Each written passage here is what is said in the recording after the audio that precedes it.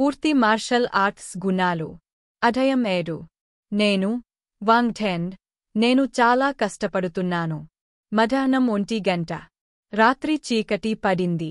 వాంగ్ థెంగ్ జిక్సిన్ martial house నుండి ఇష్టం లేకుండా నిష్క్రమించారు.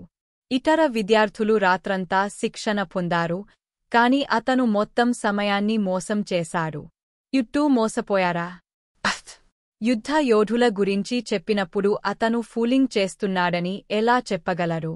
యుద్ధ శిష్యులు బ్యాచ్లలో విడిచిపెట్టారు మరియు చివరి బ్యాచ్లో వాంగ్ థెంగ్ కూడా ఉన్నారు.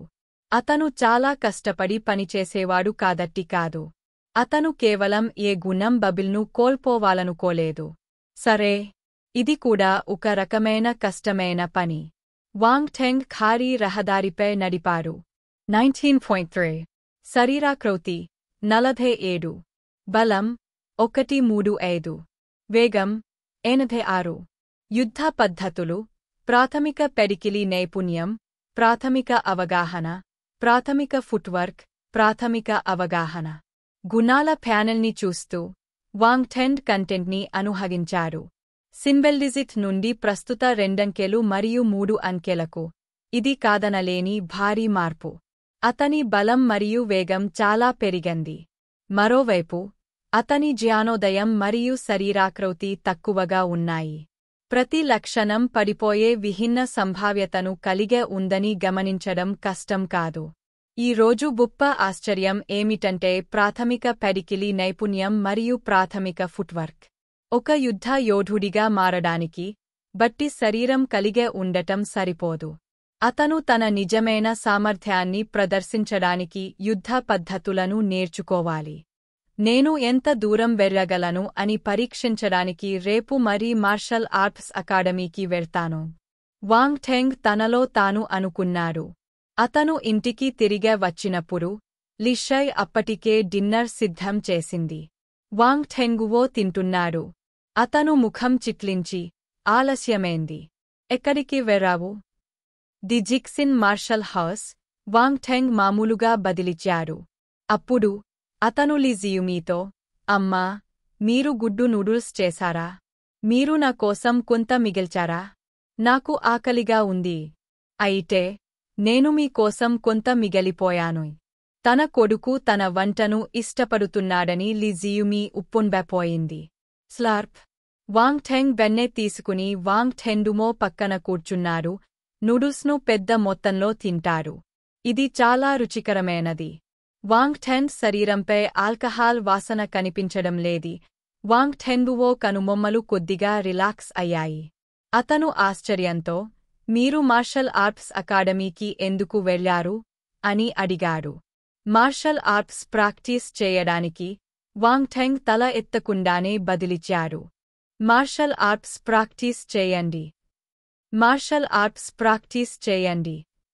వాంగ్ థెంగువో మరియు లీ షయుమీలు విస్తుపోయారు.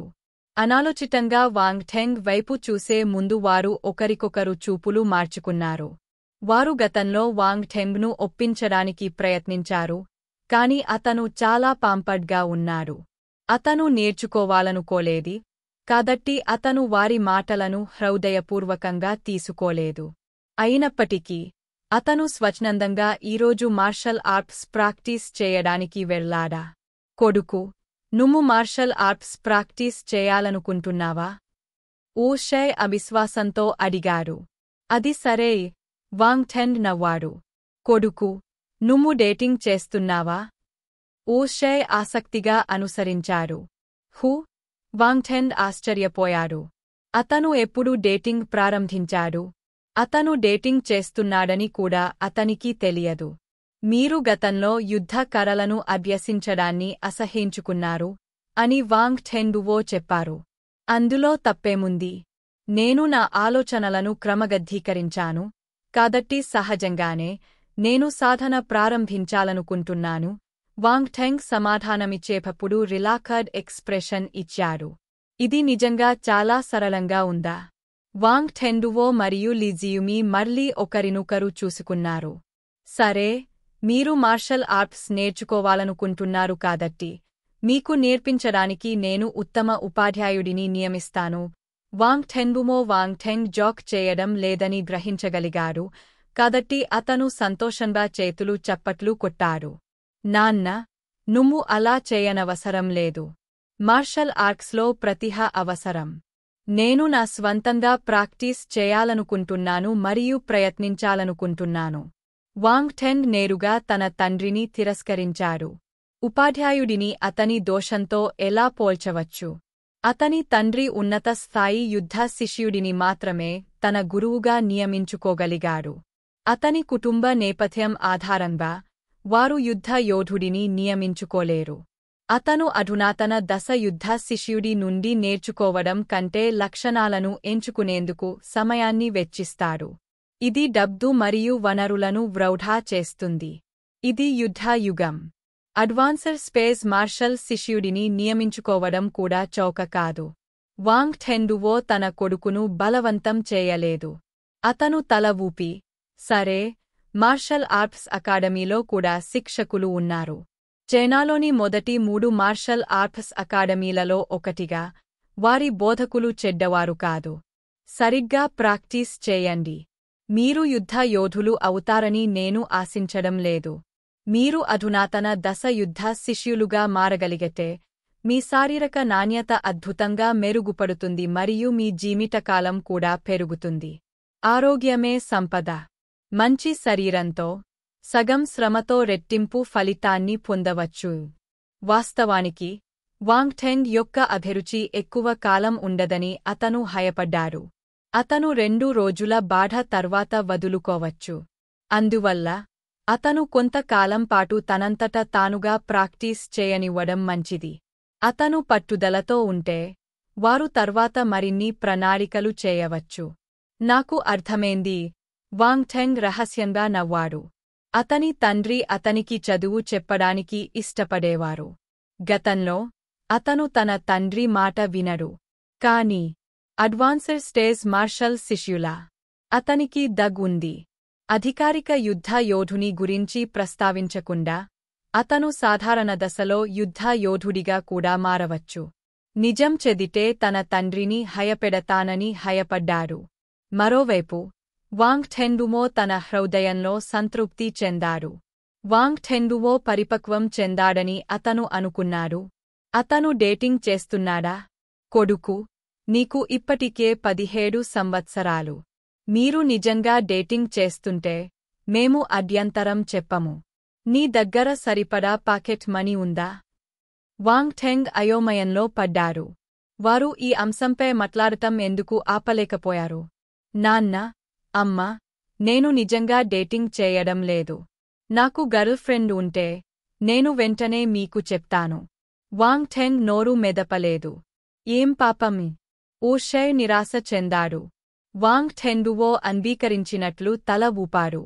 వాంగ్ టెంగ్ నిస్సహాయంగా ఇలా అన్నాడు, అమ్మా, నా వయసు 17 సంవత్సరాలు. ఎందుకు నెట్టూచుతున్నావు? నువ్వు ఇప్పుడు చిన్నవాడిమి కాదు. మేను 18 సంవత్సరాల వయస్సులో వివాహ ధ్రువీకరణ పత్రాన్ని పొందేందుకు అనుమతిస్తాము. మీరు ఇప్పుడు డేటింగ్ ప్రారంభిస్తే, మీరు 1 సంవత్సరం పాటు మీ సంబంధాన్ని పెంపొందించుకోవచ్చు మరియు ఆ తర్వాత వివాహం చేసుకోవచ్చు అని లీ జియుమీ చెప్పారు. 18 ఏళ్లకే పెళ్లి చేసుకుంటారా? వాంగ్ టెంగ్ మూగదోయింది. మార్షల్ ఆర్ట్స్ యుగం అంత ప్రేమగా ఉందా? అమ్మా, నేను తినడం పూర్తి చేశాను. నేను కడుక్కుని పడుకుంటాను. అతను తన తల్లిదండ్రుల నుండి పారిపోతున్నట్లు పైకి లేచాడు. మరికొద్దిసేపు తల్లితో మాట్లాడితే కాబోయే పిల్లల గురించి మాట్లాడే అవకాశం ఉందని భయపడ్డారు. అతని తల్లి ఇలాగే ఉండేది. ఈ పిల్ల హద్దీ హాంగ్ కుటుంబానికి చెందిన యువ మిస్ అవ్వడం చెడ్డది కాదని నేను భావిస్తున్నాను. మరొక రోజు ఆమె కుటుంబాన్ని సందర్శించి వారిని అడుగుదాం. ఓసై ఇప్పటికీ మొదటి అంతస్తులో వాంగ్తో చాట్ చేస్తూనే ఉన్నారు. అదృష్టవశాత్తు, వాంగ్ టెంగ్ వాటిని వినలేదు. అతను అలా చేస్తే, అతను షాక్ నుండి అతని ప్యాంటులో మూత్ర విసర్జన చేసి ఉండవచ్చు. హాంగ్ కుటుంబానికి చెందిన యువ మిస్ కనీసం 100 కిలోగ్రాములు. 8 మరుసటి రోజు, వాంగ్ టెంగ్ తెల్లవారుజామున బ్రేడ్ ఫాస్ట్ తింటున్నారు. ఉడికించిన రొట్టెలు, వేయించిన పెండి, సోయాపాలు, ఇవన్నీ సాధారణ వంటకాలు, కాని అవి చైనాలోని ప్రజలకు ఇష్టమైనవి.